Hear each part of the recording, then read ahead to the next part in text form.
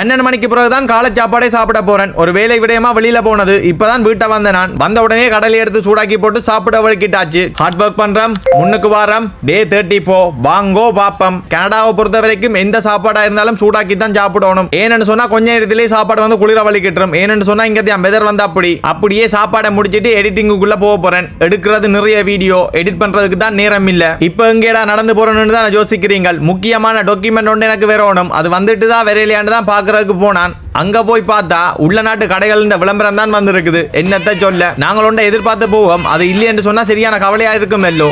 அப்படித்தான் இருந்தது எனக்கு. அப்படியே மதிய சாப்பாட்டை முடிச்சிட்டு ஸ்காப்ரோக்கும் வந்தாச்சு. ஸ்காப்ரோக்கு வந்தாலே இந்த கேமராவோட தான் என்ன பார்க்கலாம். ஏன்னு சொன்னா இந்த வேலையே இதுதான். எல்லாருக்குள்ளேயும் ஒவ்வொரு திறமை இருக்கும். அந்த திறமையை கண்டுபிடிச்சு அதை சரியான முறையில் பயன்படுத்துறீங்கன்னு சொன்னா வெற்றி நிச்சயம். பிறக்கிற குழந்தையில இருந்து முதியவர் வரைக்கும் இப்ப போன் தான் பாவிக்கிறது கூட. உங்களுடைய கடைகளையும் விளம்பரப்படுத்தணும்னு சொன்னா எங்களை தொடர்பு கொள்ளுங்க. 2 கிழமையில உங்களுக்கு வித்தியாசம் தெரியும். ஏண்டா இவனுக்கு காசை கொடுத்து வீடியோ எடுப்பான்னு மட்டும் யோசிக்காதீங்க. உங்களோட பிசினஸுக்கு நீங்க போற ஒரு இன்வெஸ்ட்மெண்டா யோசிங்க. உங்களோட பிசினஸ் எப்படி மாறுதுன்னு மட்டும் பாருங்க.